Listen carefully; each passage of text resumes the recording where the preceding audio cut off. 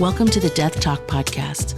The vision for this podcast is to break the culture of silence surrounding death and dying. I'm your host, Lisa Murray.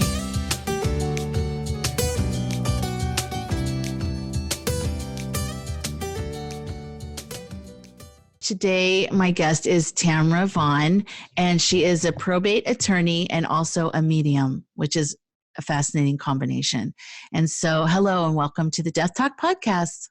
Hey, thank you, Lisa. It's great to be with you. Yes.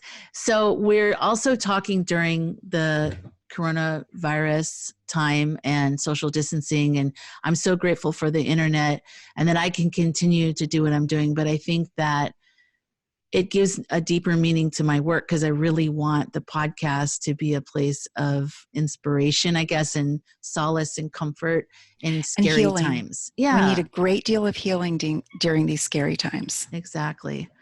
When did you know that you had mediumship abilities? Did you always know, or was it something that just happened more in your adulthood? Actually, I was informally introduced to my mediumship abilities as a child.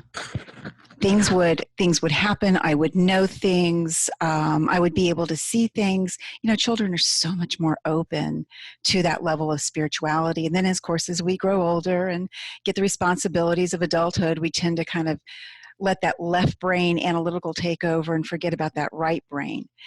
And I always knew that I was talking to the other side. It just came naturally. It was nothing that I ever questioned between people and animals. And anyway, it wasn't until my father died in 2007 that I actually started formally training as a medium.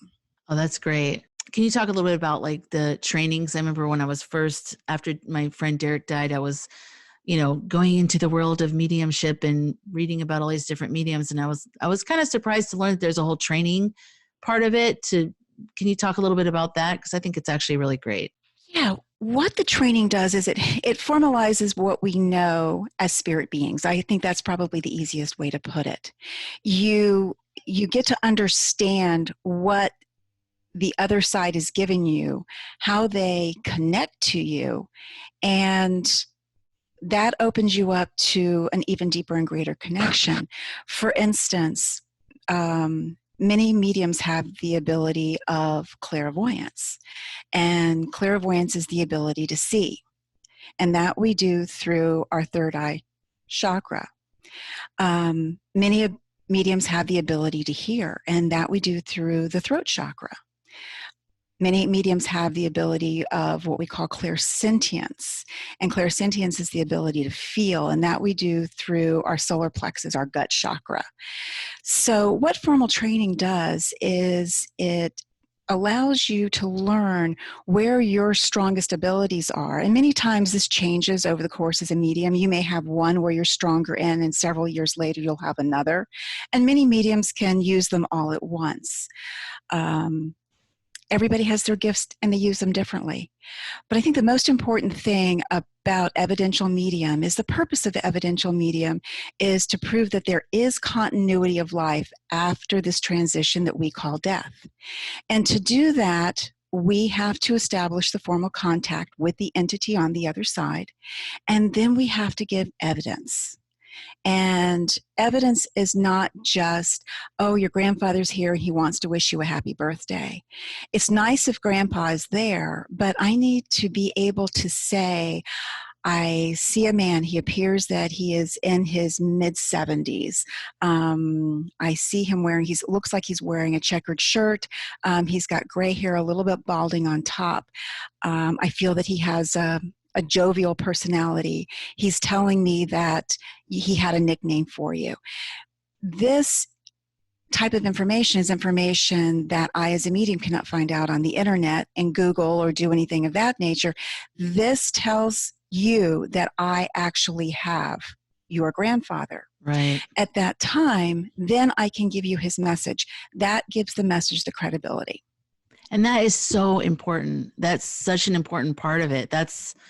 I love that. It legitimizes everything. And that's what people really need. In the end of the day, you just need to know that they're okay and that they've continued on somewhere. And if you have that little piece of proof that you're like, okay, there's no way she could have known this, that helps.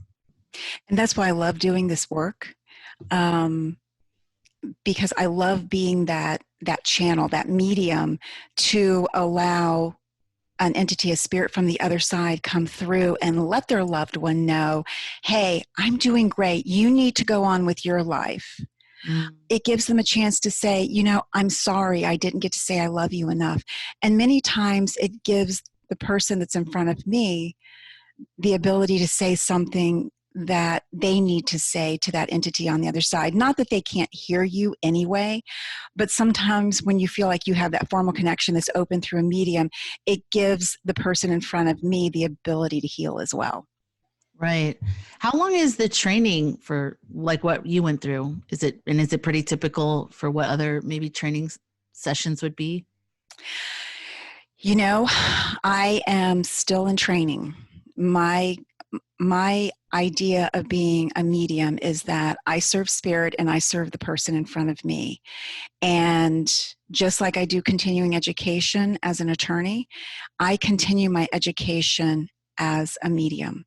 I will always listen to mediums that have what I consider greater abilities than my own. I learn from different mediums and their concepts and their ways of communication, sometimes their symbols. And I find that for me, the spirits on the other side, my guides, are my best teachers. They work with me during my meditation sessions and during my prayer sessions to continue to strengthen each of those abilities. And, just as I was saying before, some mediums have different abilities in clairvoyance, clairaudience, and clairsentience. I have the ability of using those three clairs, as we call them, during my readings. And I get spoiled to using a certain way, and then they will change it on me. It's just kind of like taking my sight away, so I have to strengthen my hearing, or taking my hearing away, so I have to strengthen my feeling. But overall, it continues to strengthen my abilities of connection as a medium. Oh, I love that. What do you call, or what would you call a type of ability? Because I think this is maybe something I have. I see things in metaphors, or like I'll be talking to someone and I'll picture a tree. It'll just flash into my mind, and I'll see a tree and I'll see two branches, and one branch looks weak and like it's dying, and the other one looks really strong and vibrant. And then I start talking to them and I understand that there's something going on, that they're having to make a decision right then. And anyway, so it sort of comes to me that way, or I see water, or I see, it's kind of like you're seeing something, but I'm not seeing a person. What would you say that is? Is that, and I'm also feeling things. That's a form of mediumship. You're getting the clairvoyance, you're getting the clairsentience. They speak to me in metaphors and pictures and symbols as well. Once for instance, if I have somebody that's in front of me and they're wanting to let me know, for instance, that somebody is needing to move forward, but they're hanging on to the past. This is one of the symbols they use with me, and I giggle every time I see it. It's actually a monkey hanging between two vines. Can't let go of the past and swing to the next tree. And those are the symbols that Spirit will start using with you to allow you to give a message in a clearer manner to the person sitting in front of you.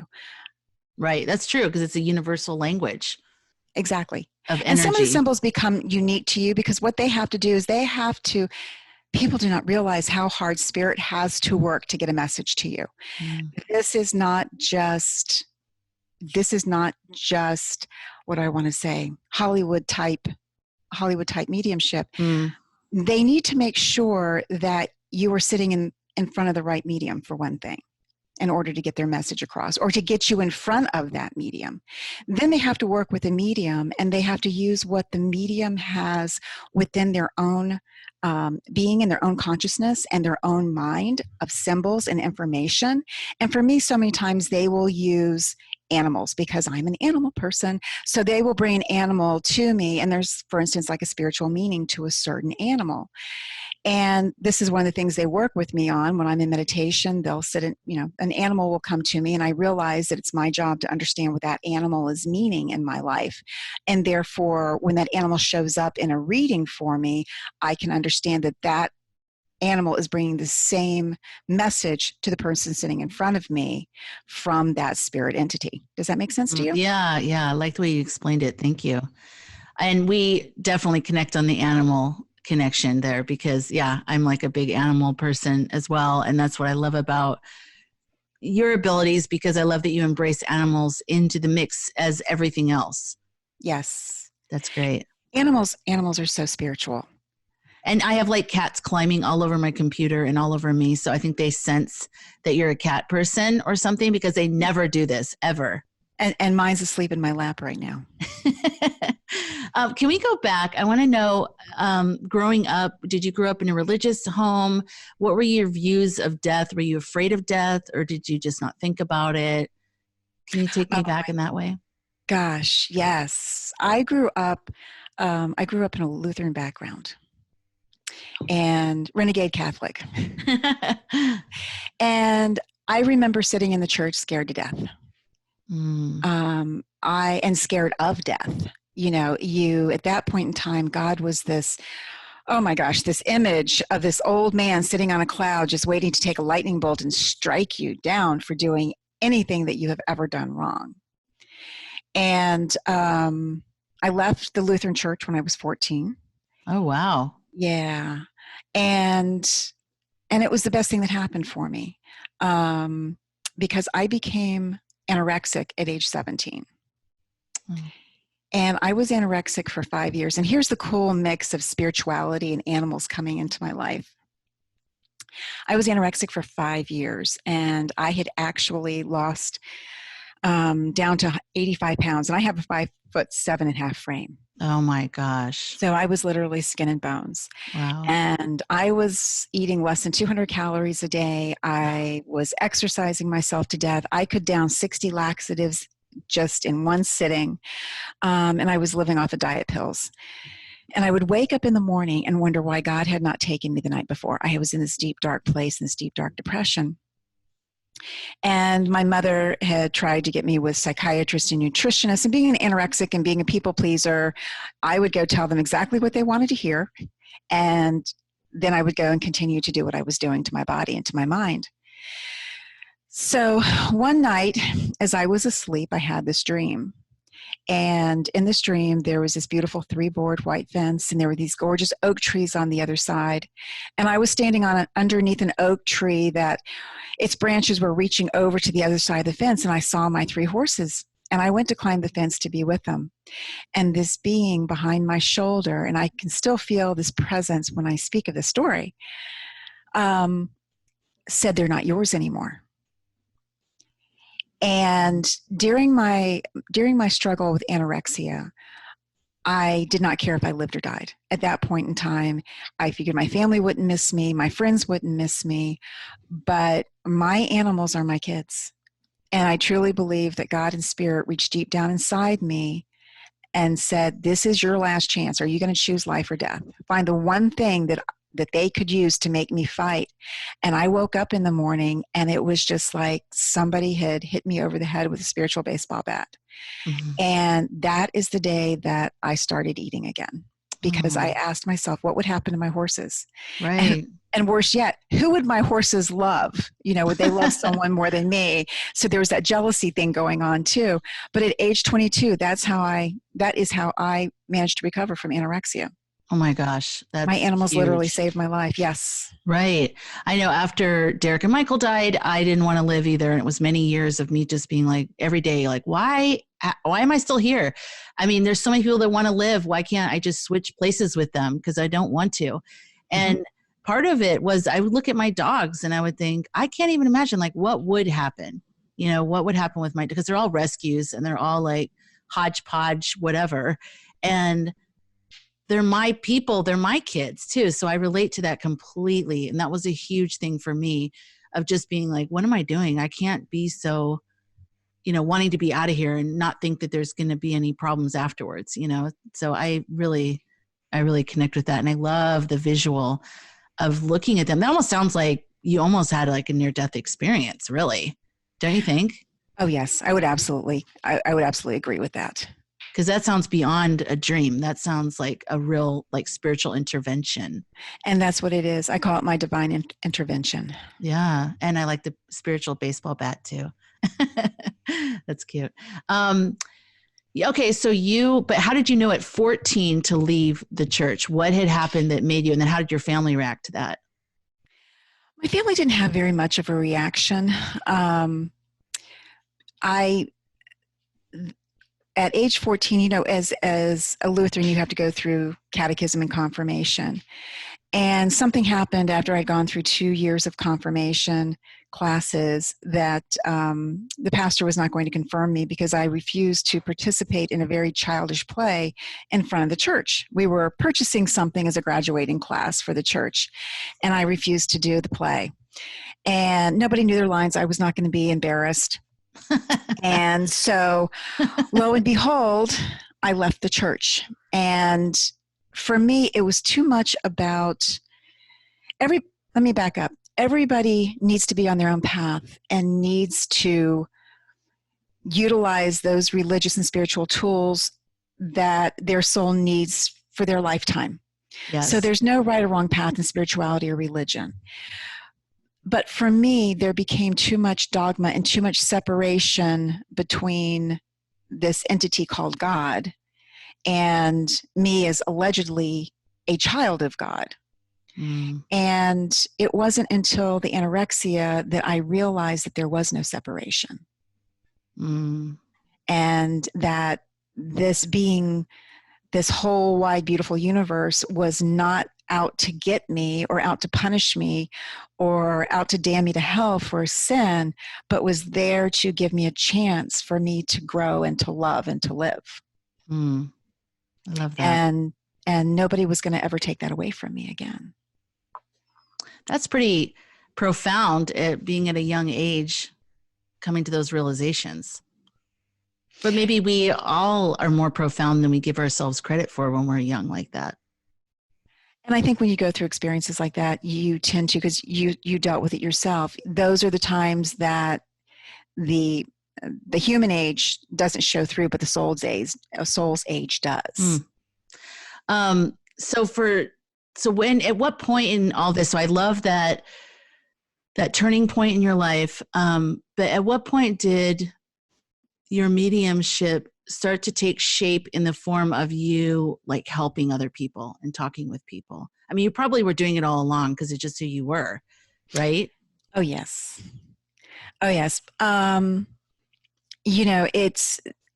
were things that happened simply, such as my aunt was dying, my uncle came to me and basically told me when she was going to pass during the death process and told me who was going to be on the other side to greet her. Oh. And I knew it was my uncle because my uncle was from Texas, and there's a certain way he always called you sugar. And I could hear his voice just as clearly as if he was talking to me. And I got tickled because he told me that her favorite dog, Rascal, was going to be on the other side as she made her transition. And that did my heart well. But it was just a matter of knowing from that point of my anorexia that all those feelings and what I was seeing was actually those entities and beings and the universe truly stepping forward to be of service to me on my journey during this physical lifetime. Mm. And dealing so much as a probate attorney, and I deal with death and dying every day, and many times spirits that I was dealing with their families on this side, I would get brief messages and glimpses as to what they were doing on the other side. And every once in a while, a suggestion of how family members may or may not behave in one of my cases, which was always a big help. Right. But then I wanted to formalize it. Then I wanted to truly be that healer for people. Because as a probate attorney, to me, it wasn't doing the forms and the legal documents to get them through the probate process. It was helping those people that were in front of me get through that grieving process and understand that it was their life to go on with, and to help them direct that life. And then I started learning more about how to use the other side to do that and to accomplish that goal. I think you're the perfect person. I mean, I think that's amazing. A spiritual medium who's also a probate attorney. I mean, my gosh, that's perfect. Well, how did you go into being an attorney? Like, that seems so different part of the world brain, but not really. But then can you tell me, like, how did that happen? And then, do you know what I'm saying? Oh my gosh. And the two are so interesting because, attorney, you're left brain analytical, and, medium, you're tuned into the right brain. Right. And every once in a while, wires do get crossed. It's fun and engaging when it does. And I'll give you a quick example. As a medium, I have to give what I get. It's not my job to understand it as I'm giving it to you. It's my job to give it to you and allow you to understand it. But I'm an attorney, so they're going to give me a symbol. I'm like, so what does that mean? Well, just give it. Well, no, what does that mean? And as I often joke with them on the other side, look, you picked an attorney for a medium, so you're going to get some arguments now and then. But my dad got sick. It was in one of the other major moments of my life. My dad became mentally and physically disabled. And I had to quit school at that time. I was in my third year, and I had to quit school and go back to work. And we had a trial. And this trial at that time kind of shaped my life, because once I was able to go back to school, I decided I wanted to be an attorney. And that's when I continued on, graduated, and went to 3 years of law school and stayed in for a master's of law in estate planning. And you say you had to go to trial. Was it something to do with his, who took care of his legal affairs? Was it that type of trial? Yes. His mental and physical disability was caused by a product injury. Oh, gosh. So there was a lawsuit against the company that caused his injury. Wow. And I learned at that time too how legal lawsuits and causes of action affect somebody, because truly what people don't realize is you live your life through that lawsuit until the day it settles or till the day it goes to trial. Mm. That's right. So did you feel when you went back to school, I'm trying to put myself in the place of a person who's maybe listening to this podcast, who has feelings, inclinations, and I want to help them know what the journey really looks like instead of what people think it is, because people think I just knew I was going to do this, and I don't think that's always the case. I think it's more we get we get a couple steps ahead. We know we're supposed to move in this direction. We're supposed to go towards this field. Or, you know what I'm talking about? Did you feel at that time, I know I want to be a lawyer, but did you know it was going to be a probate attorney, or did you get that as you were moving through it? I actually got that as I was moving through it. And, I'm so glad you touched on that, because there are those people that, for whatever path their soul has chosen, at 5 years old, they know that they are going to be a surgeon. Yeah. And they just move through at age 5 to 25, going through college and med school and their residency, and poof, they're a doctor. And that wasn't my journey. I always joke, I went through the 8-year, 8 college plan because I lost my focus. I was going to be a veterinarian, and truly I cannot handle animals in pain. So by my senior year in high school, I did not really know what my major was going to be. And it's truly okay. We plan so much for our lives. And I have to laugh because this year I actually had goals. I set intentions, not goals. And yet I actually had a plan for this year. And I look at the plan now and I'm thinking, well, this is why I don't plan. Right. This is why I set intentions. This way I can remain fluid through it. Yep. And everybody, and I'm gonna I'm trying not to get off subject on this, but I'm going to wrap it back around for you. I have had phone calls and I have had texts and I have had emails. Are you nervous? Are you fearful? Are you anxious with the coronavirus? And my answer to them is no. And the reason being is because of the path that my soul has taken. And with each journey, with each challenge that we go through, it does make us stronger for the next one that we face. And when you're younger, you tend to resist. You tend to think, okay, if I settle in and move through it and flow with it, then that means I'm acquiescing and I'm going to get stuck where I am.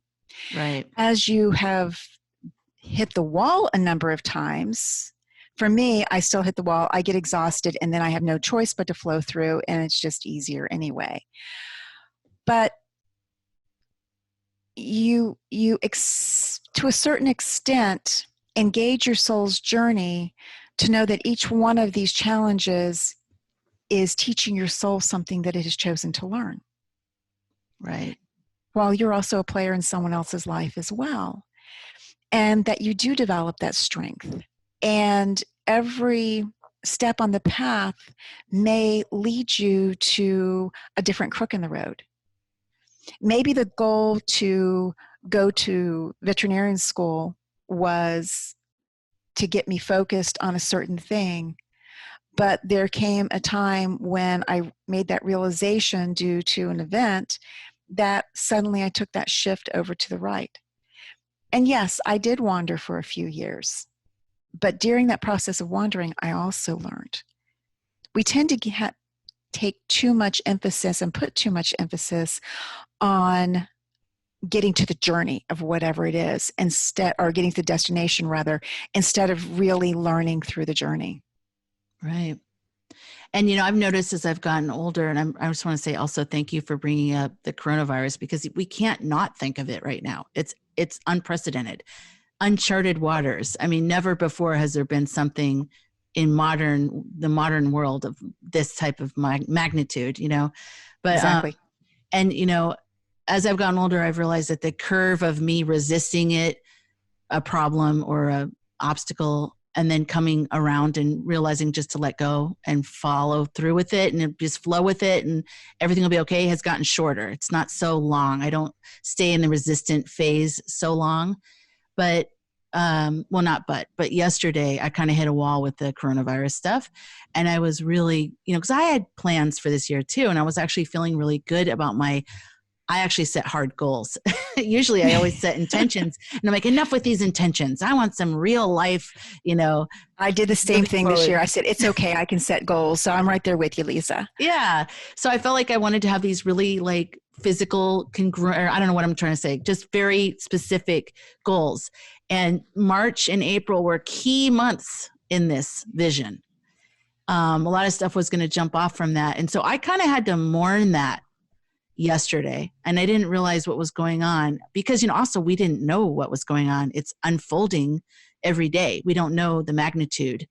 And so now it's like, okay, so you're going to be doing social distancing for whatever, and now I'm getting all right, I need to let go of whatever it was I was planning and trust that there's something bigger going on, just like when Derek and Michael died. And I didn't think I was going to live through that. And I saw nothing, and it was pitch black darkness life for years. And one day I just started wanting to do things again in the world. Life just started to come back to me. And so if I can survive that and find life again, this I'm going to be fine with. And that's the gift of major catastrophe in your life, is that that's always your new barometer. It's like, okay, if I can go through that, I can go through this. So, well, and that's just it. And I shared with somebody the other day, I have an 88-year-old mother, and of course, she is sequestered in the house at this point in time. And I told her, I said, look, we've been through my dad's illness. We've been through my illness. We've been through Hurricane Andrew, which was a Category 5 storm down at ground zero. We've been through Hurricane Charlie. We've been through the economic downturn. We've made it. Right. We will make it through this. And it almost gives you a resume. That's what challenges do. They kind of give you a resume to make it through the next challenge. But the most important part of it is, in my opinion, is that when you have made it through a challenge, when you have made it through that darkness, it's a responsibility to shine the light on the path to help somebody else through that darkness. So it takes those of us who have that resume to try to settle down the frenzy and the fear and the chaos and the confusion that is out there right now. Oh, And I love that visual of just lighting the path for others. That's so true. And that's why I wanted to start my podcast, because I wanted to offer a place, that we talk about these things so we can take away some of that fear and frenzy and just feeling alone. And I love that. And I think that's what the work of being a medium has done for me. It has, you talk about formal training, and yes, the formal training has helped me to serve spirit and helped me to serve my sitters in front of me that much better. But for me, it has also strengthened my knowledge, my awareness, and my faith in that loving universe, in those entities that are there to support and guide us, that will see us through this and see us through our own soul's growth through this pandemic or through any adversity that you may be facing.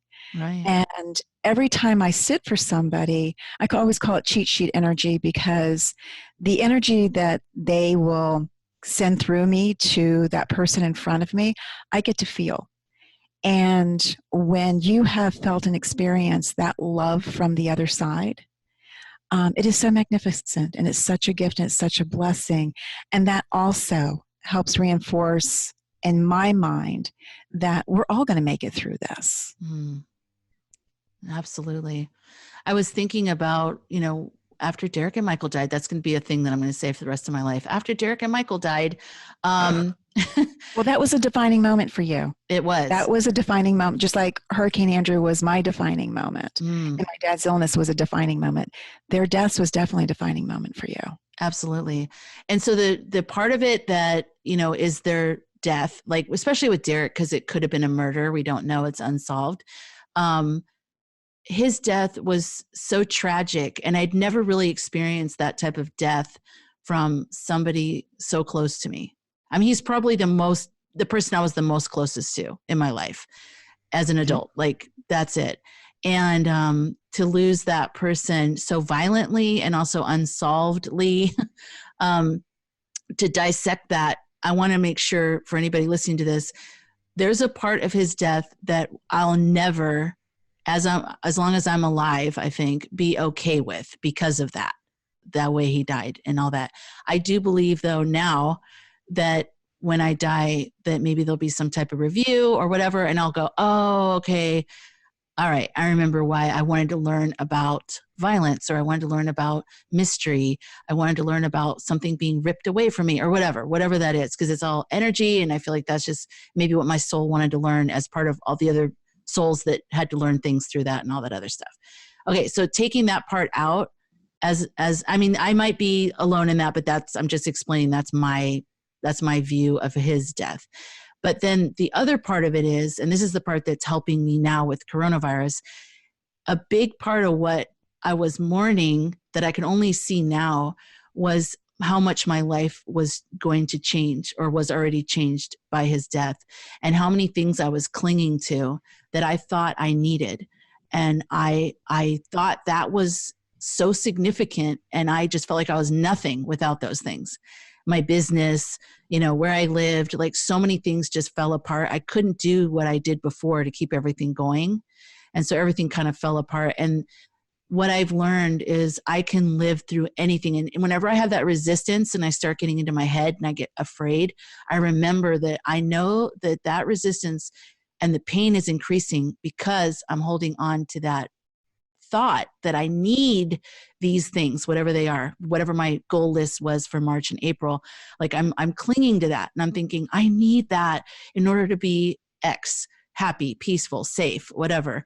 And by remembering that I lived through the other thing, and I just need to let go, kind of like martial arts style, let go, it's okay. So that's the part that I'm learning and hoping to pay forward now to others. But the other part, I'm not talking about that. So that just want to make that clarification. Well, I think that with any disaster, tragedy, death of a loved one, um, you you want to go back to the day before it happened. You want to go back to normal. It's just the mind, the body. It's like I don't like feeling this pain. I don't like feeling this fear. I want to go back to normal. And what you find is from that point forward, there is no normal. You go and find a new normal. And that's where that resistance comes in, is because you don't know what that new normal is going to look like, and you don't know what it's going to feel like. And then there is the going through anything, even the release of a goal or the release of somebody you love, there's a grieving process. Right. And you have to honor that process. We're still human. We are still spiritual beings having this human existence. So we do have to acknowledge being human. And we do have that grief process. I, as a medium, if somebody or something I love dies, I still go through the grieving process. And it's just part of what we do. So you went through that grieving process with the loss of two people that you loved. And at the same time, it shifted your soul, it shifted your being. It was one of those things at that point in your life that took you down towards your purpose at that time. Mm-hmm. And at this time. Right. And, we can make changes in our life through pleasure or pain. And those that are made through pain are usually reinforced in our being and our sense of who we are, much sharper than those that are made by pleasure. Right. And sometimes I refer to myself, I stay too long at the party. And I won't release my grip on where I am. And typically something will happen to make me bump myself off and go jump into another deep end again. Exactly. And it's really kind of like a form of pruning too. If I trust in the higher, like it's almost like the universe or God is like a gardener, and they're pruning the plants of me and of all of us. And so we may overly connect with the branch or the leaves and be like, no, that's who I am. This is who I am. I can't lose it. But when it gets cut away from you, whatever it is, routine or whatever, where I lived, things like that.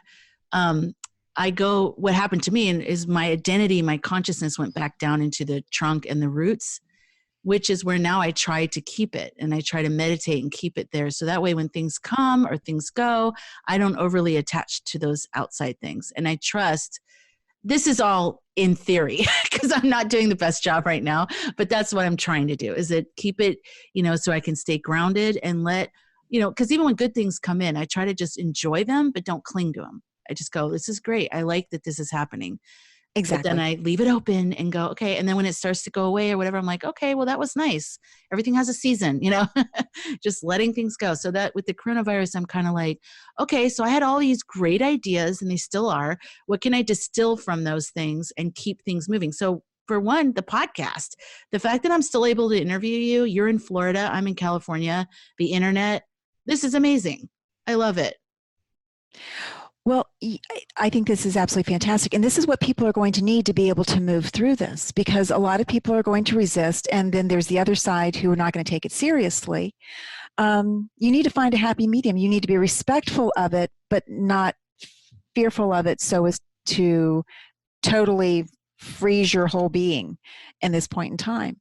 Right. Or define yourself by it. This exactly. will flow through.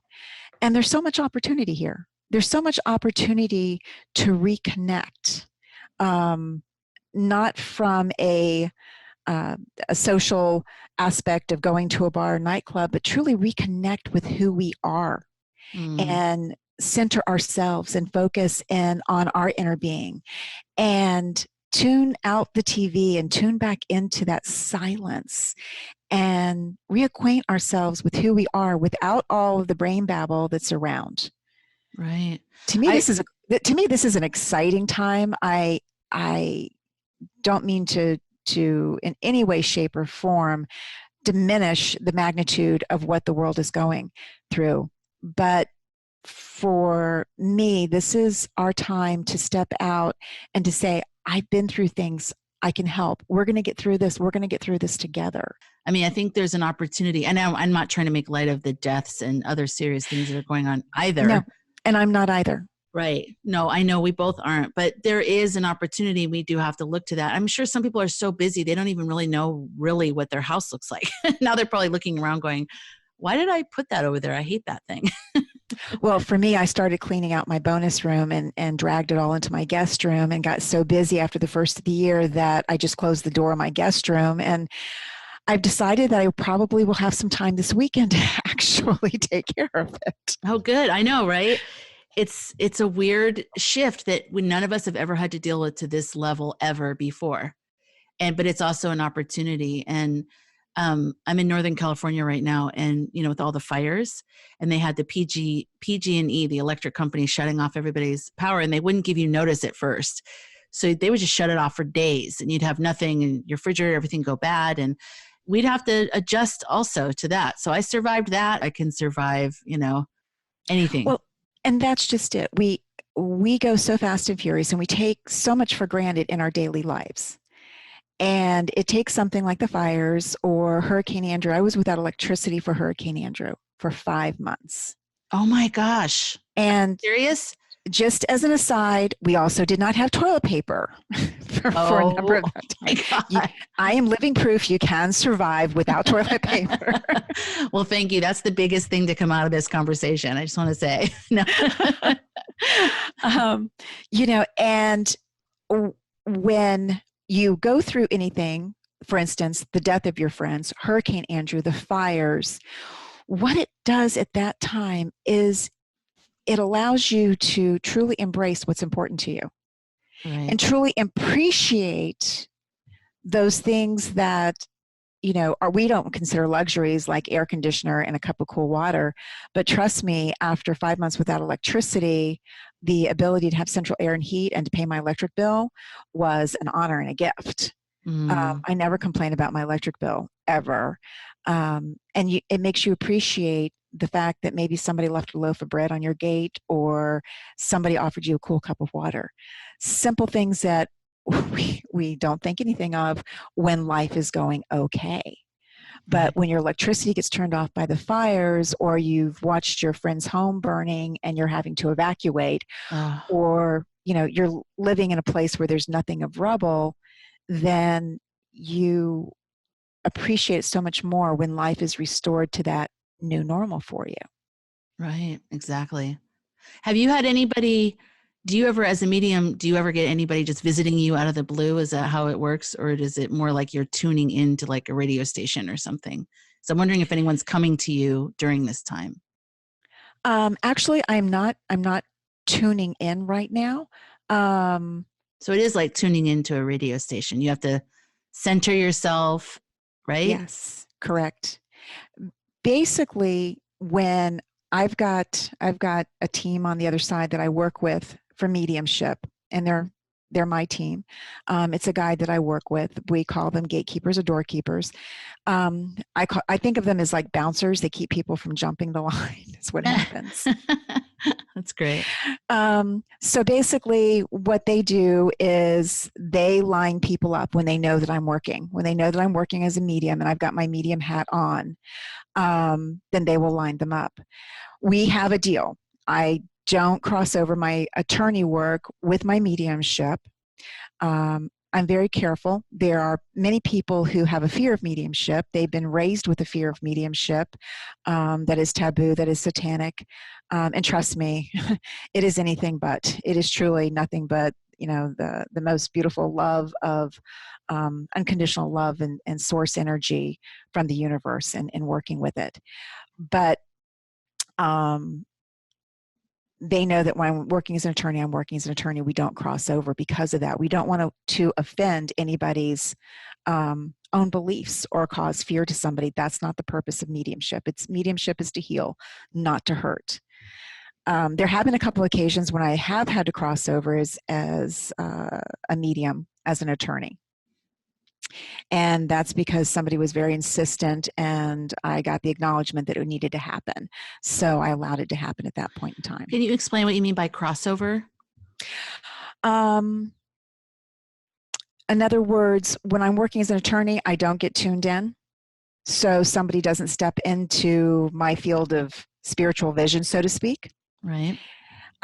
When they do and they're insistent, then there's a reason for it. Gotcha. And sometimes it's for a lesson for me. And I'll share with you, this happened a few weeks ago. I had attended a conference back in 2013, and I watched a well-known medium work in front of a group of 1,200 people. And he gave a keynote speech, and then he did a reading for someone, a man in his 30s who had just lost his wife to cancer, and this man was horribly, horribly grieving. You could feel his pain. You just hurt for this man. And through the work, through that reading, I saw this man begin to heal. And I said, if I am going to do this work, I intend to do it at that level. I don't want to be a dog and pony show medium. That's not what I want to do. It's my intention to heal with people. And I had some questions in my own mind. We all have crises of faith about our gifts and about our paths and what we should do. And so I had a meeting with an established client of mine about the second or third week of January. And I had finished my work for him before the holidays, and I said, it wasn't urgent. I said, we'll just meet after the holidays. And he comes into the conference room, and I'm there, and I greet him, and I say, hi, how are you? And he said, horrible, this is the worst day of my life. And how do you adjust a conversation like that? Right. And I kind of joked it off. I said, come on.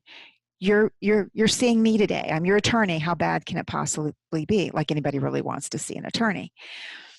And he said, today is the anniversary of my wife's death. Now, this man's been my client since 2011. This has never come up before. And anyway, I said, how did she die? And he said, she was killed by a drunk driver in a head-on collision, and I survived. Oh, gosh. So he was dealing with survivor's guilt. And I could feel her start to come in. And again, like I said, it's not my job to cause anybody any fear or any other pain, or to hinder their own religious beliefs. And yet she was kind of insistent, and he was literally bawling in front of me. Again, somebody else in pain. And I handed him some tissue, and I said, I don't know if you believe in this or not, and please, please forgive me if this offends you. I said, but I'm a medium. And I said, your wife is here. I said, I'm not fully tuning in, as I was in someone else's office. I said, but she is here. And I said, she's telling me you don't talk to her. And he said, I can't. And he was crying. He said, I haven't been able to speak to her since she died. He said, because I can't feel her. I said, you need to open the door. You need to open the door and talk to her. I said, because she's there with you, but she's not going to come forward because she is not going to cause you pain. I said, just talk to her just as you normally would. If you drop something, say, honey, you see, I'm still the klutz I always was. And I said, open that up. And through those few minutes, he said to me, for the first time since her death, I feel like I'm healing. Wow. Well, that wasn't just, he said, this was no accident. I came in on this date. And I said, no, it wasn't. Because it wasn't an accident for him, nor was it an accident for me. Because like I said, he'd been my client for years. This had never come up. How did I just choose that date? I didn't. The other thing was I needed that reassurance of what my work was as a medium. So not only did he receive a gift by coming in that day through spirit, but I received it because I got what I needed when he said, I feel as though I'm healing for the first time since her death. Oh, that's so beautiful. So I'm still the student as well. I love that about you. I love that about you, that you embrace that, because I do that as well in life. And I think it's so important. And it's the sign of somebody that I want to work with. I'm like, please continue to learn. Yes. Because who has it all figured out? When would that ever happen? Oh my gosh. Not in the vast craziness that we live in on a day-to-day basis and all of the lessons our soul has come here to learn. No, that doesn't happen. That is such a gift though. And I love that. I love that. I picture your spiritual bouncers knew that this needed to happen for you and for him. And that, cause like I was an assistant to a high level movie studio executive, and I was a bouncer to his world, you know, the calls that would come in or people would walk in and I'd say, no, you can't see him right now, la, la, la. But there were certain people that called or came in that I knew that even though he told me, don't let anybody in, I knew those were the people that he would be glad that I let in. And I would just unlock the door, or I would call him or just be like, here they are, they're here, you know? And that's a sign of a good assistant, is that I knew that. And so that's a sign of your good spirit guide bouncers, that they knew that about you as well. And that's all going back to trust as well. You trust what the universe is providing to you. You don't question it. And they've got access to more knowledge and wisdom than I do, and from my viewpoint. And if they come knocking and say this is important, then I step aside and I let them use me for what they need. Yes. Mm. I don't know why I just pictured this. I haven't even thought about this in years, but I'm going to go with it. This is really weird. There was a video game, and I don't even really play video games, but this was years ago, and my boyfriend had this video game. I don't even remember the name, but there were 4 characters that would fight at the same time, all these enemies. And one of them was like kind of like an animal hybrid. And it would go into this mode where it would have night vision and all this other stuff, where it would see everything that the other 3 couldn't see. And when you were in that mode, the other 3 would follow you, and they would also benefit from everything that you were doing because you saw. So it was like a really cool time in the video game, because you only got it for a short period of time, because it was like it took up a lot of the life energy, but it was really cool because it was like everybody would benefit from this extra vision that happened for a little bit. I don't even know why in the world. Okay, so I do. Okay, good. Yay. I do. I know why you just got that vision. Oh, okay. You know what is important to know from a mediumship perspective and to understand the way that spirit works is so many times people will go, like when you go to a group reading or something and you really, really want to be chosen, you want your spirit to come through, but then a lot of people don't want their spirit to come through because they don't want like the spotlight on them in the audience and all of this. The interesting thing about it is when a message comes through to a person, it can be for more than one person. Typically, messages come through to heal more people. In other words, even though it may be your grandfather coming through, and say we're with 5 or 6 people, what the message that he's bringing through or the healing he's bringing through is not necessarily just for you. It can apply to what's going on into other people's lives as well. Gotcha. Yeah. So the energy of a medium cannot only be just for that specific person, but can also be for the group as well. So I like that. So that night vision that one person has, how everybody benefits, in many ways, that's what we do in mediumship. Right. Yeah, and it's also an animal hybrid. The other ones were humans, yes. Which was kind of interesting, which is what we connect on. Well, you and I connected through the animals, and you and I both know, we talked about it earlier when we were talking about my horses with the anorexia, is our animals so much are our spiritual guides in so many different ways. Oh my gosh. I wanted to ask you about that, because for me, I really believe one of my dogs, the way she would look at me, like this was when I was in my 20s and I was going through a really hard time. And the way she'd look at me when she died, that's something I missed. There was like a consciousness that she had. The way she looked at me felt like it was communicating things to me that I still don't know what she was communicating, but I felt a familiarity and a deeper sense of something. And then when she died, it was like, I still love dogs and I still have other connections and different kinds of consciousness connections now, but there's something specific about the way she looked at me that I miss to this day. Leia, her name was Leia. I miss her so much. And I really believe they're like these spirit guides or angels that come into our lives and keep us on a certain path, and their energy too, like whether they like I have a dog right now that's very difficult. She's teaching me a lot though. She's very difficult though, like very annoying. I don't know what. Sometimes I'm like, why did I help her? But she's teaching me something, and I just need to stay in that headspace. But can you tell me a little bit about your beliefs about with, like you were just saying, spirit guides? With the animals? Yeah, with animals being our spirit guides. You know, for so many of us, our animals, they give us the unconditional love that we don't get or don't receive, from other people. They give us the non-judgment. They give us the ease of adaptability into our lives. You uproot a family and you have chaos, but you uproot the dog or the cat and, they adapt. They don't give you the craziness that so many other people may. It's one of those things that they give us. For me, and I use it as a rock and an anchor. I have been so blessed with so many beautiful dogs, cats, horses, and have engaged, even wilder animals, that I look at them all as angels in my life.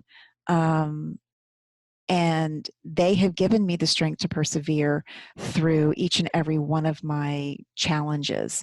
And trust me, they are on the other side. They are just as much a part of your life right now as they were when their physical presence was walking on this earth. That doesn't mean that you don't miss them. It doesn't mean that you don't grieve over them. You do. But, I lost my mare last year. And she was my matriarch. She was my older one at the time. And I had her from the time she was 8 years old, and she passed at age 28. Oh my gosh. That's she a was long time to have that energy in your life. 20 years. Yes. And, the longest I've had a horse with me was 28 years. So he was 32 when he passed. Oh my gosh. But yes, they're my kids. They definitely stay with me throughout their lifetime. But it was very interesting going through the process with her, because I've had animals pass away. I lost my horses when I was younger, but having become more attuned to the spiritual nature of things, when she got sick, February of 2019, I had vets and blacksmiths, and she was continuing to fight, and I knew her spirit was fighting. And as long as she wanted to fight, I was willing to allow her to fight. I was not going to allow her to be in pain to the point of inhumanity. That is not something I would ever choose to do for one of my animals, but I will fight every step of the way with them. And she was my girl. She was my diva. And in April, I ended up with a phone call that another horse that had been a part of my life, it was a friend's horse, was in a situation where he needed to be rescued. And it was just that shift, Lisa, of that phone call that I knew that my mare was going to be leaving me. Mm. And my biggest fear, and so many different things, knowing that she was going to be leaving me, is that, to euthanize a horse, the first shot knocks him to the ground. And I did not want to go through that with her. But I would. It's our journey together, no matter what. And so anyway, I made the arrangements to get Ace here, the horse that needed to be rescued. I made the arrangements to get him here. And she went down on me on May 9th at about 4 o'clock in the morning. I felt something was wrong. One of my dogs woke up and started acting strange, and I went out, and she was laying down. And I ended up calling a friend. We called the vet, and it was time to euthanize her. But at that time, I was able to allow her to go, laying across her neck as he euthanized her, telling her how perfect she was and how much I loved her. In the course of those 2 months or 3 months, she spared me from actually having to watch her go down. And I let her go on May 9th, and Ace arrived on May 10th from the transport. Oh, wow. It was an entire spiritual process with her. And what happened during that process too, I'm just going to share this with your listeners. If you don't believe that your prayers are heard, look for the signs, because they are. And I always say, when I'm saying to God, my guides, my angels, saying, I need a sign, and make it a billboard because I'm pretty dense. And when we were working on my mare, they had some different glues and adhesives out. They had a bunch of different things. And I was praying for angels every night to be with her, and every night to protect that barn as I turned out the lights. And one of the second times the vet was there, after I took the blower and got all of the hay and everything off my center aisle, I have a rubber mat over concrete, and there was a perfect angel on that rubber mat, about 24 inches high and about 18 inches wide. Oh my gosh. And that angel stayed on that rubber mat in my aisleway until she died. And then it faded away. Oh. So now understand something. I'm an attorney. I am left brain analytical. You have to prove things to me. To me, that was proof that my prayers were being heard. Absolutely. I was talking to someone else about this the other day. When you get signs, sometimes if you're on the outside of it, because until I actually got my own signs for Derek and Michael, I thought, oh, people are just like wanting to believe that, so they see it because they want to see it, you know. But then I think when you're in it, there's another dimension to it that you can't really describe, but it's a knowing. It's like a feeling. When you see it, you know that was the message that you were supposed to get. Yeah, there's no second guessing. Yeah.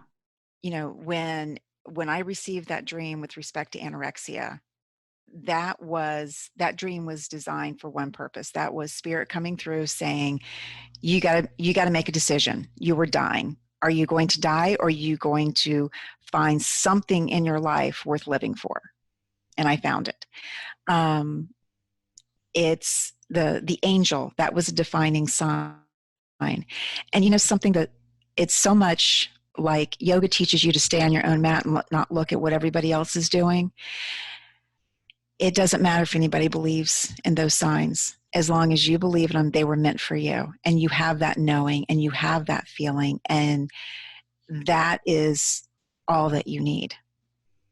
Yes. And for anybody who's lost somebody who hasn't asked for a sign yet, because you do think maybe it's stupid or it's not real, I would just say, maybe today, after listening to this, close your eyes and just say, I want a sign. And I know that I don't believe in this. And you know I don't believe in this, but I'm going to open myself up and allow a little tiny space in my life for this, if it were to be true. I'll make it a billboard, like you said. Mm-hmm. Make it something undeniable. You can say that. Make it something that you know that I'll see. And then that's it. And just let it go and just see what happens. And yeah. Well, can I share the story with you, what happened after my mare passed? Yes. I was going to ask you what happened after she passed. So I'm glad yes, please. A couple of things. I have another younger mare that she's a little rescue. And when she came to live with us, she's my girl too.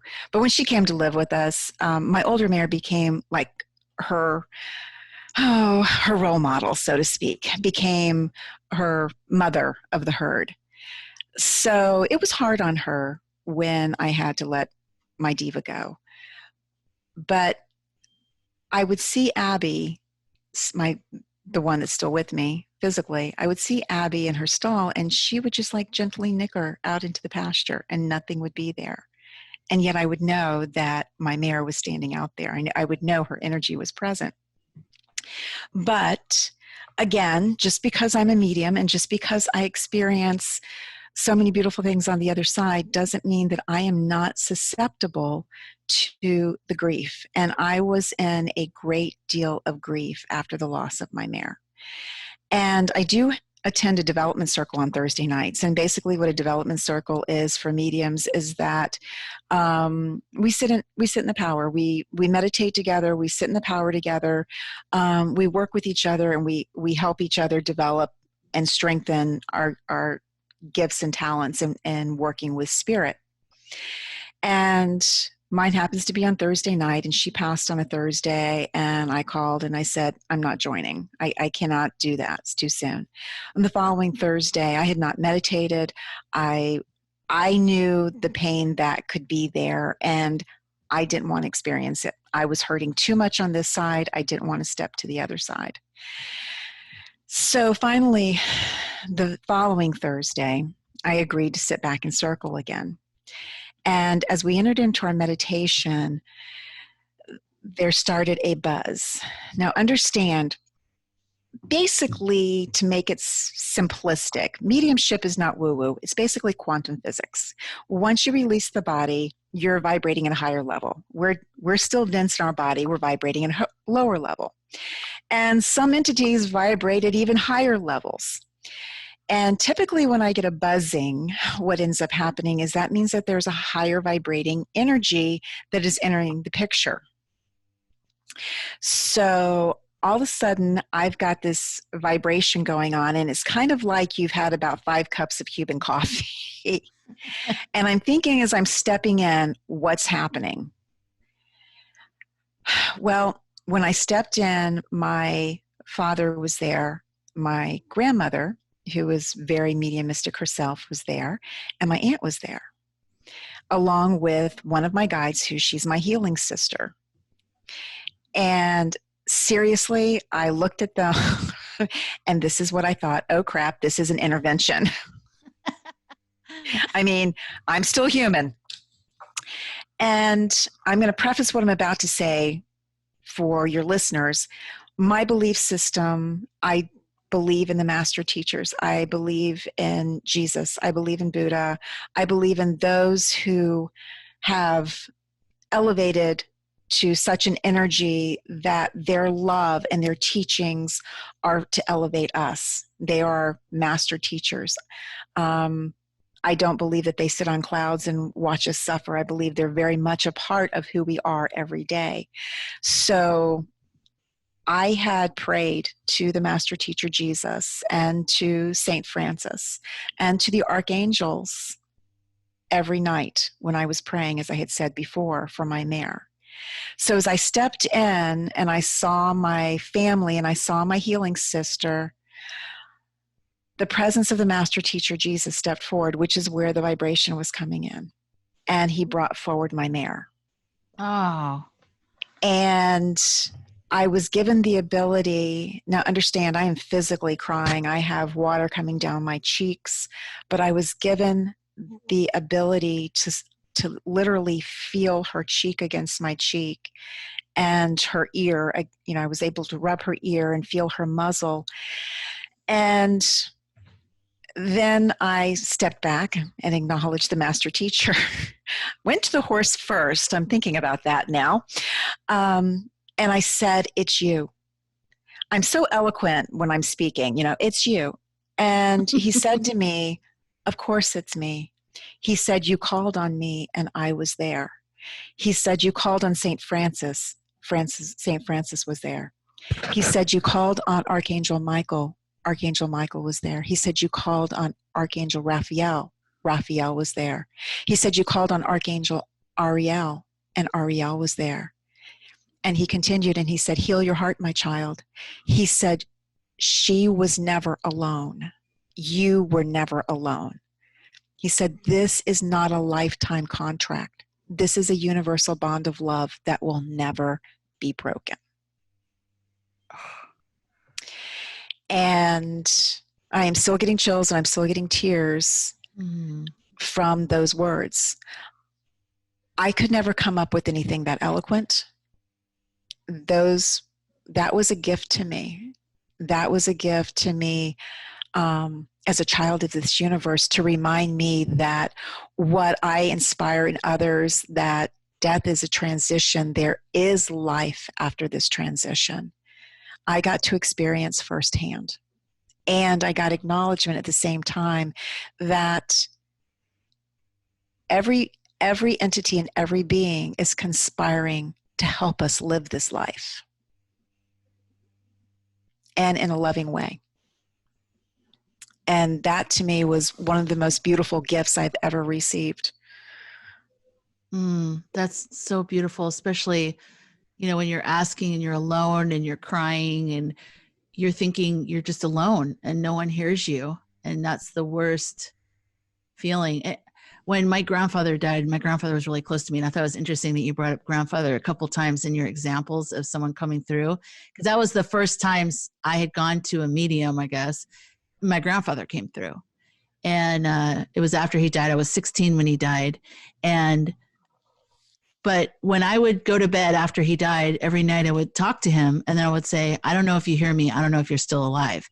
So 2 years later, when I went to this medium, there's a whole story about that, but I won't say that right now. But she said, there's an entity present. It's your grandfather, and he wishes to tell you he does hear you and he is still alive. I mean, in the exact order of what I would say, that I never told anybody because I said it in my head, Right. So the proof. Okay.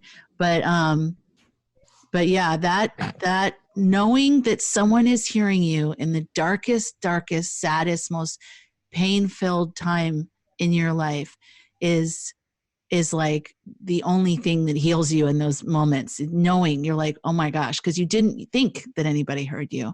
That's your greatest fear. But then knowing that not only someone, but the greatest consciousness of all time and all of that is there with you, not just hearing you, but they're with you. They're with you in the pain, and they're with you in what you're asking for.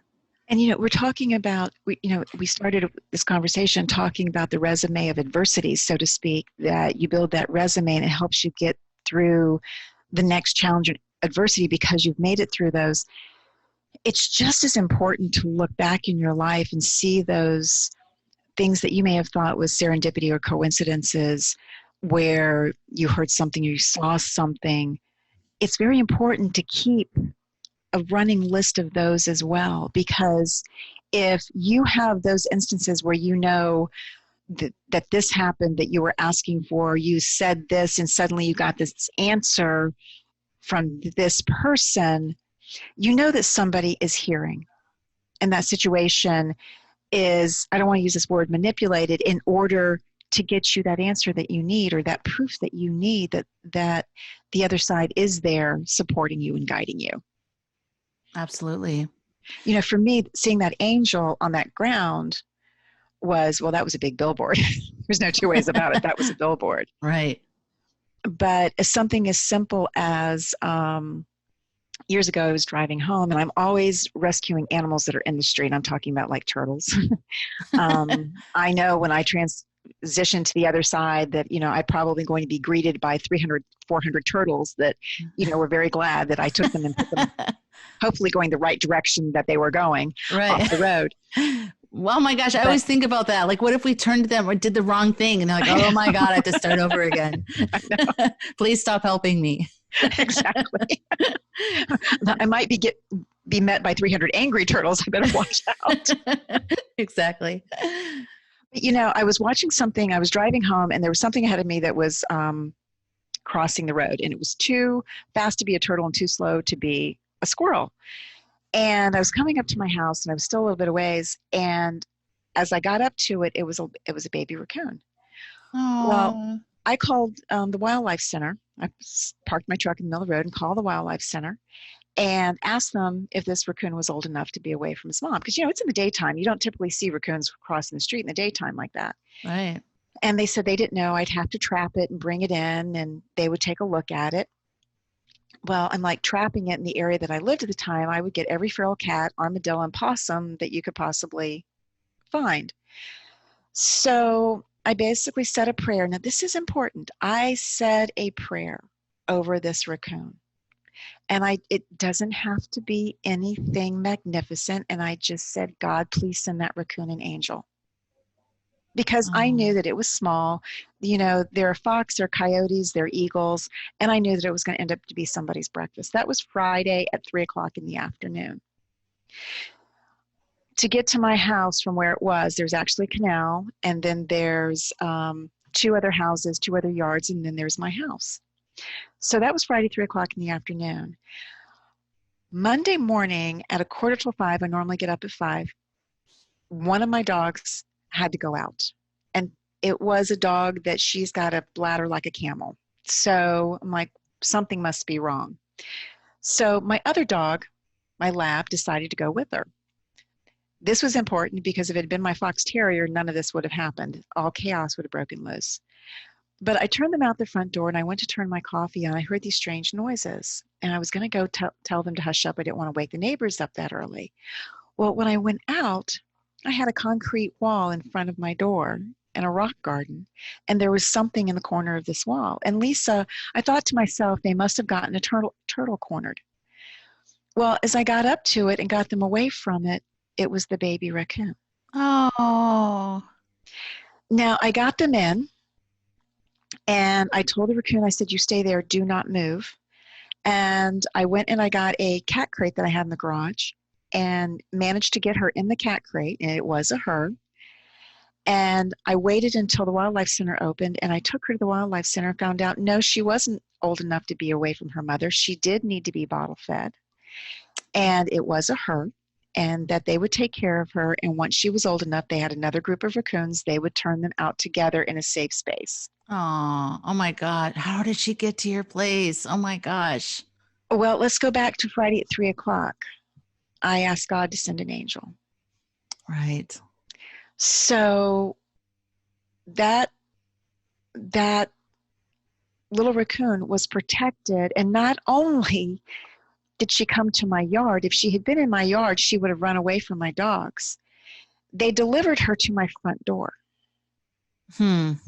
Because she got cornered in the rock wall, in the corner of the wall, which was in front of my front door. Oh gosh. This is my point.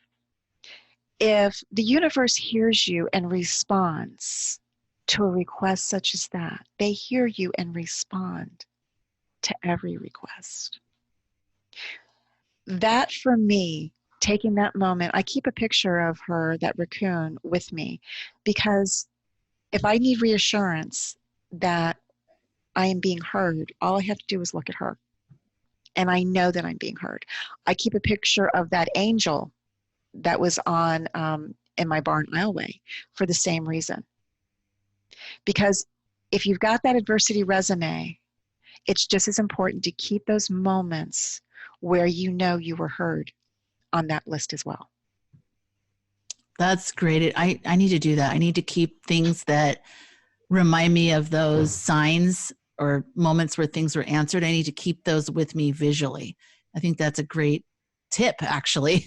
Keep it at my desk, keep it in my purse, just keep it around me, because I do kind of forget sometimes when you get into life and you're like, I don't know, does it really matter? Is anyone listening to me? But,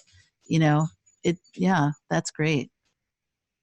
And especially right now going through this pandemic, is people need to know that their conversations with this universe are being heard. Does it mean there's not going to be suffering?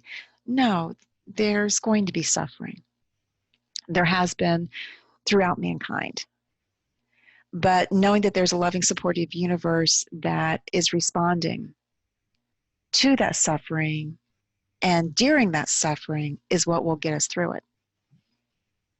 Yes, that's beautiful. Well, and I was going to ask you if you had any messages for anybody listening to this during this time with the scary thing going on in the world with coronavirus, but it sounds like you just said it. But do you have anything else you would like to say in closing? Because we have to come to an end pretty soon. Oh my gosh, I don't want to. I want to talk to you forever. You and I can talk forever. Absolutely. Oh my gosh. And there's so many different things that we can talk about too. I know. There's like different moments and things that we can go on for hours about. Exactly. But okay. So, I want to have you back on the podcast too. I mean, we can have multiple interviews and talk about different angles of things, but this conversation has felt very organic and very important for the world, like for anybody going through what we're all going through right now, and the fear and not feeling like there's maybe a master plan and that we're okay and we're going to be taken care of. I think this is an important conversation for someone to listen to. I agree. You said it before. This is something that we in our lifetime have never experienced before.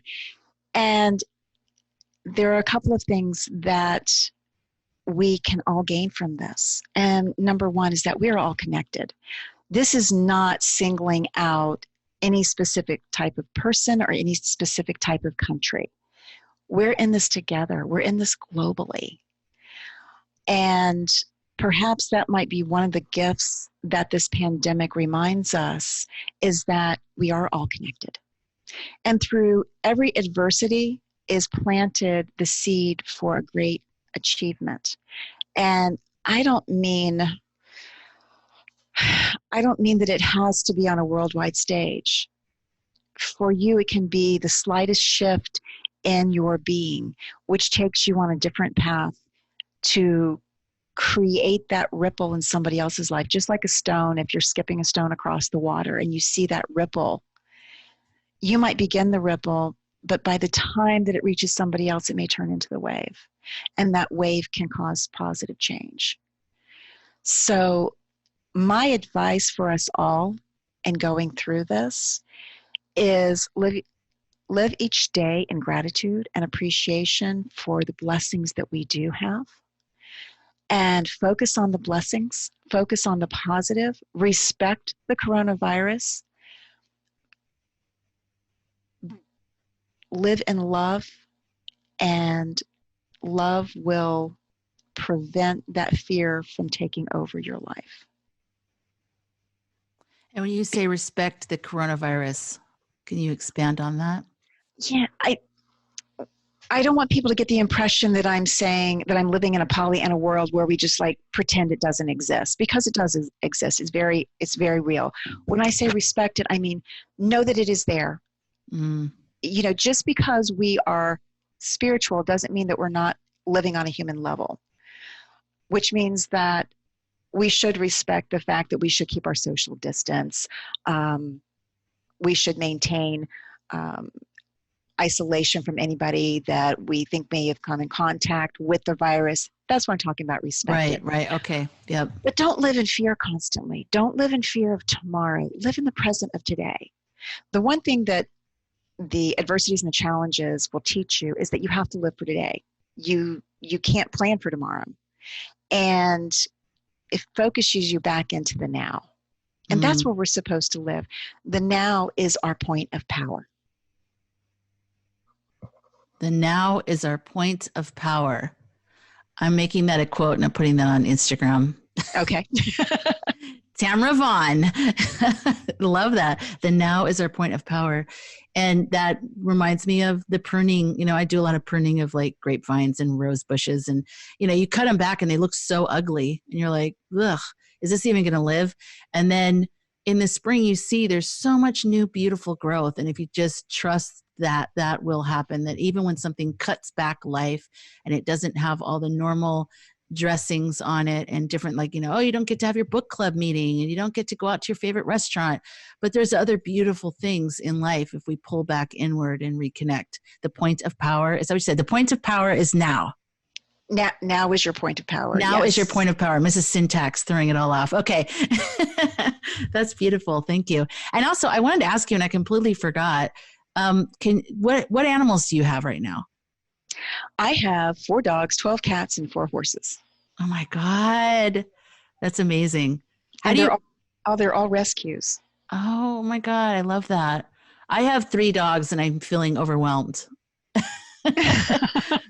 Wait, what kind of dogs do you have? I have a fox terrier. I have a black lab golden retriever mix, a Yorkie corgi mix, and one that I have no idea what she's mixed with.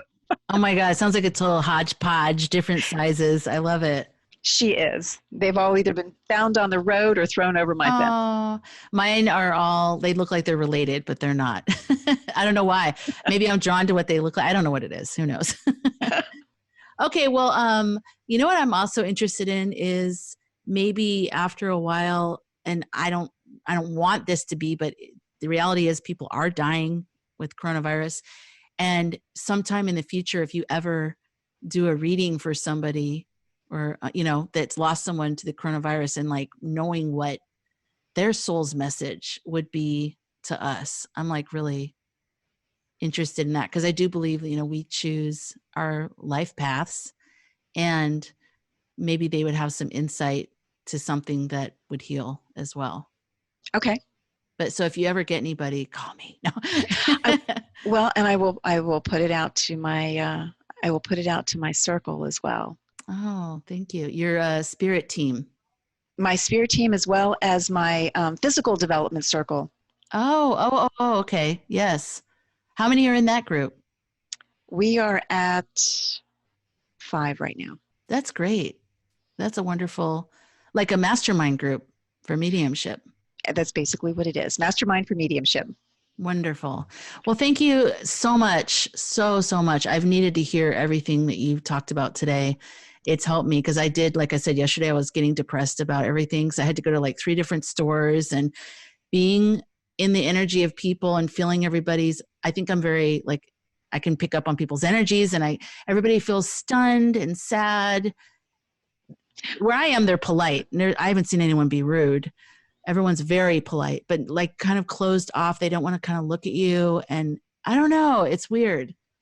Well, that's because of the element of fear that's going through with everybody. Yeah. There's the element of the unknown. There's the element of fear. And that you want to help people transcend and not absorb. Right. And it's okay to feel fear too. I think fear is natural in being human, but it's not to be stuck there. Correct. We're always, it's what was said. Fear is, courage is being scared and sounding up anyway. Right. Feel the fear and do it anyway. Susan Jeffries' book. Yes. So yeah, absolutely. So fear is one of the tools that we use to learn on our spiritual path. There's nothing wrong with feeling fear. There's nothing wrong with feeling angry. There's nothing wrong with being depressed or grieving. It is not allowing those emotions just to totally be the driving force in your life. Something's cutting out. Do you hear that on your end? No, I can hear you. Am I still cutting out? The microphone's getting some kind of rubbing on it or something. Is that better? Yeah, it sounds good. It was just moments when you start to say something, you go, I don't know what it was. Yeah, who knows? Okay, well, thank you. Yeah, I just heard it again. Is there anything touching? Is the cord coming out maybe a little bit? It sounds electrical. No, I haven't moved. There's something to this then, spirit-wise. Don't you think? Energetic, yes. Yeah, because it's energy. Absolutely. Oh, I love it. It's everywhere if we just open up to it. Okay, so they're like, wrap it up, you guys. You're really good, but you got to wrap it up. Okay. Well, thank you so much for talking with us today. And I definitely want to talk to you again in the future. I would love to have you back on. I would love to come back on. Thank you so much, Lisa. Thank you so much for listening. All the links and anything that I mentioned in today's episode will be available on deathtalkpodcast.com in the show notes. Thank you so much.